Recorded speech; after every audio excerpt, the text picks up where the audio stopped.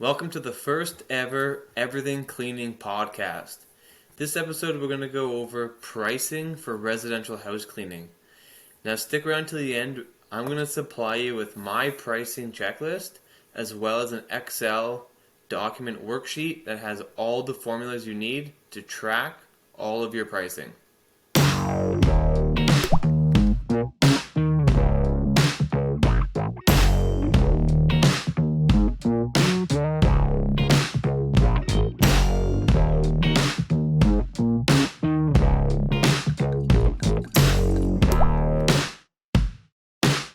So, the biggest question that you get in all the Facebook groups either have, I want to get more clients, or you're looking for, how do I price a move out clean with 3 bedrooms, 2 bathrooms? And most people usually don't supply enough information for people in groups to give their pricing. Where you live, your demographic, what the market is, how good you are, your reputation, all of these things are going to play a part in how you do your pricing for your cleaning business. Now, everybody's looking for the one size fits all, and you're going to make mistakes. You're going to price wrong. You're going to lose jobs. That's just part of growing your business in the beginning. But you're going to have to take notes, see what's working, and then go from there. A good rule of thumb that I've learned over the years is if you're getting every job, you're priced too low.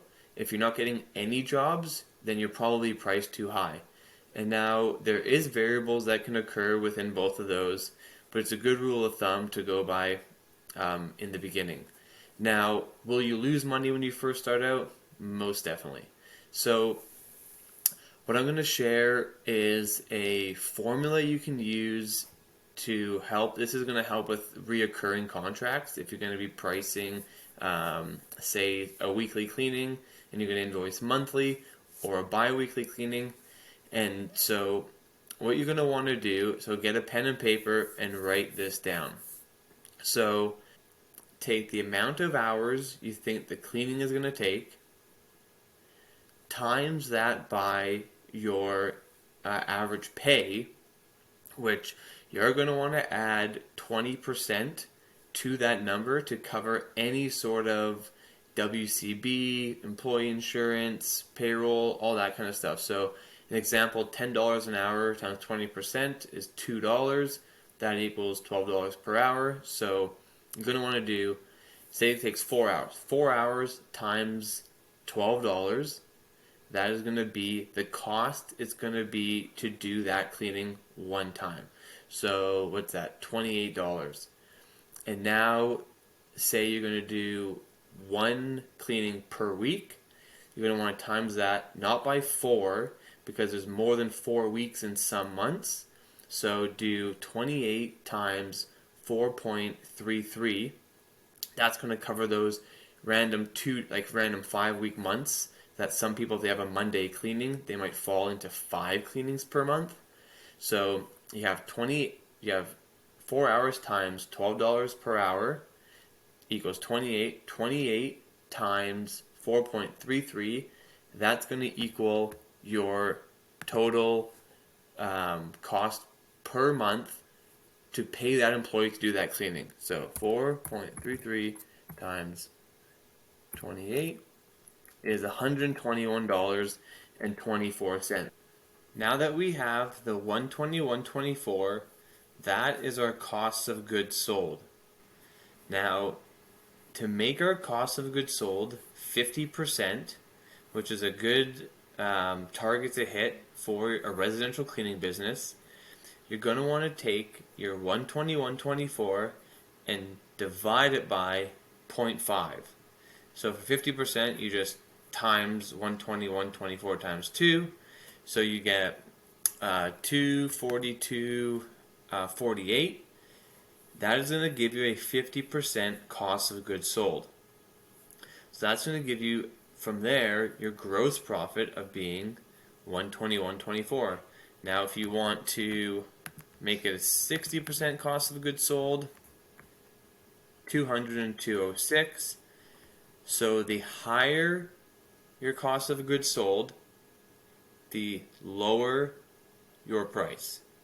The lower your cost of goods sold, the higher your price. Okay, so we're going to stick with 0.5. That's going to give us 242.58. That is going to be what you charge for your monthly cleaning. Okay, now obviously $10 an hour is non-existent these days. I'm pretty sure we're, at least in Canada, we're up to like $15 or $16 for minimum wage. But if you wrote that down, that's the equation you can use to calculate cleaning.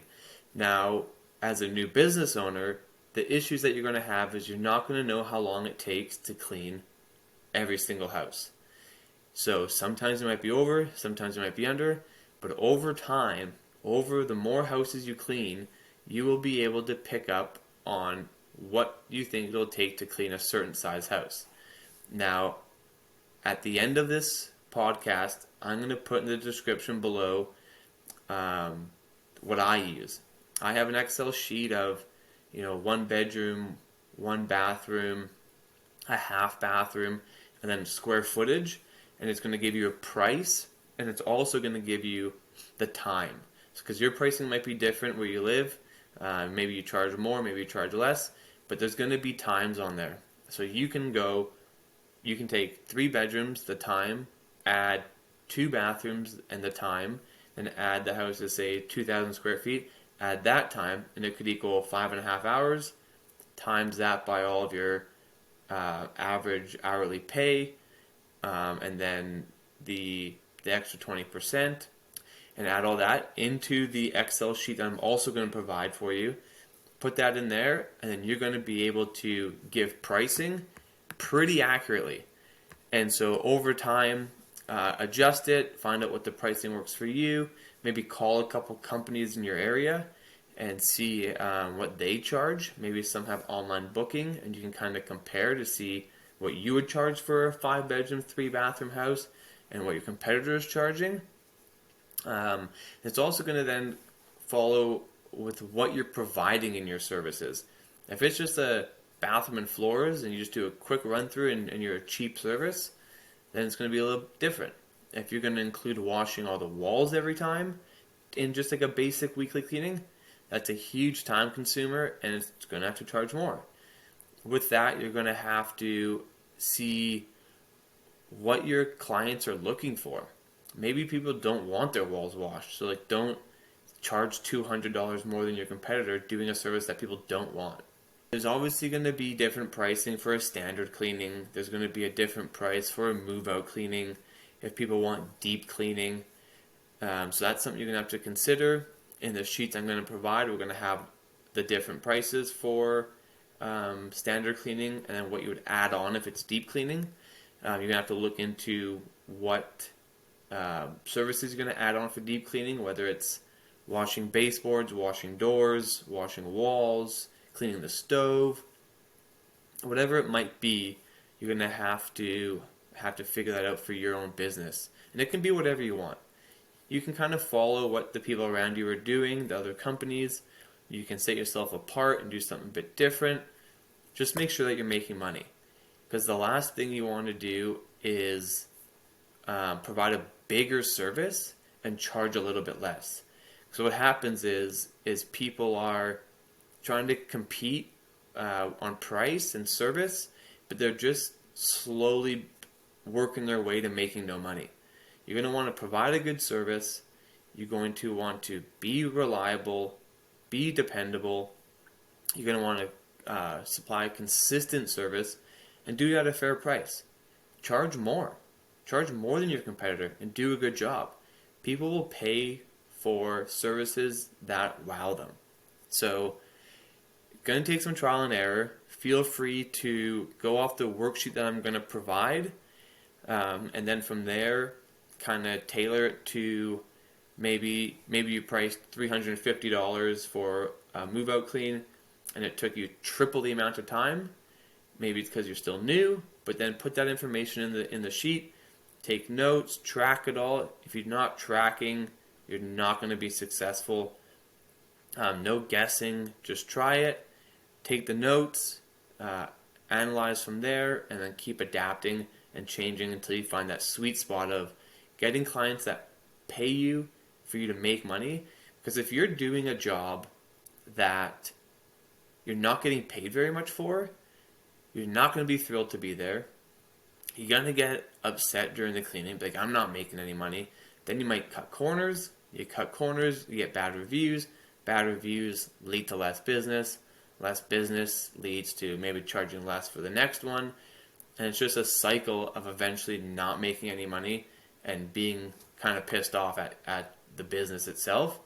When really it came down to understanding the fundamentals and taking that and putting it into the growth of the business. So let's see, what can we do to get some more concept on pricing? That just about covers a good amount. Now, if you have any questions about the worksheets, you want to go more in depth, definitely leave some comments down below in whatever platform you're seeing this on. Leave some comments. I'm definitely going to answer them, and I'll make more videos to follow if there's a lot of questions around the pricing topic. Use that formula, use the worksheet and the spreadsheet I'm going to give you. With that, you'll be way ahead. Right out of the gate, you're going to be way ahead with that. You're going to be making money. You're going to be knowing if your price is profitable or not. That's going to be what the spreadsheet will tell you. There's going to be a dashboard on it that tells you, what your average cost of goods sold is, what your profit margins are. And that way, it's okay to have a 17% profit on one house if it's a really good client, because some houses you're going to get a 30% profit. So as long as you're averaging and the clients are paying, they're happy, you like them, they're not super difficult, then you're good to go. You don't have to hit 20 on every one. There'll be 17s, there'll be 24s, might even be 12s. But there might be places that give you a 50% profit. Maybe it's you have the proper equipment, maybe it's a business or something that you're doing really good at. But use that, put your information, right when you get it, right when you download it, put in every client you have, put in every monthly invoice. They're reoccurring. It's usually pretty good for reoccurring. It's not much for one-time cleanings. Put in all your clients, all what they pay you. Put in what you pay your employees. Put in how long they have averagely been taking in those houses, and see what your numbers are. You'd be surprised. Sometimes people are way ahead. Then you can start hiring. Maybe you're making enough money to hire. When I first started using this, it showed me that I could hire employees. I wasn't quite sure what was going on, if I was charging enough, what my profits were. It was just like, oh, I got money in the bank. That probably means that I'm doing something right. So put everything in there that you have currently. See what it looks like, and then if people are 5% profit, either slowly increase their price. Don't up it $200 next invoice. Send an email across the board saying, hey, we're going to raise our prices 15% starting, I don't know, make it, since it's January, make it summertime or something like that. Sometimes at the close end of the year, I'll make it January 1st. And raise all your prices 15%, which some people might be like $20 a cleaning, might be $30 a cleaning, might be $10 a cleaning. And what's going to happen with that is going to be complete profit. Nothing else is going to change except for you're going to make more money, because your employees will still be paid the same. They're still going to be taking the same amount of time. So some people might cancel, some people might be okay with it, some people might give you some pushback, but with everything happening, with inflation, with costs of things going up, fuel going up, insurance, everything, you got to raise your prices once a year, every year. It's the only way you're going to keep up and not start to lose money. So raise your prices. That money that you're going to be raising, that 15% or 20%, whichever you choose, is 100% money in your pocket. Nothing else in terms of getting the job done is going to change. It's just going to be money in your pocket, which is fantastic. You might gain an extra $1,000 a month straight in your pocket. Put that back into advertising. Put that back into an employee bonus. Put that into something to generate more business for your company. And then from there, use those tools that I'm going to give you. Raise your prices. Do it today. Send the email. Write it up. I can make some templates for you guys if you'd like. But do that. Get that profit. Get that money in your pocket. And then start reinvesting into some marketing and some more business strategies. If you guys have any more questions, leave the comments below. Send me a direct message if you see this on Facebook or on TikTok or Instagram.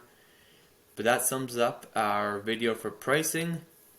I hope it all made sense. I know there's not a lot of visual diagrams, but get the worksheets, download the worksheets, input your clients in there, see where you're sitting, raise your prices if needed.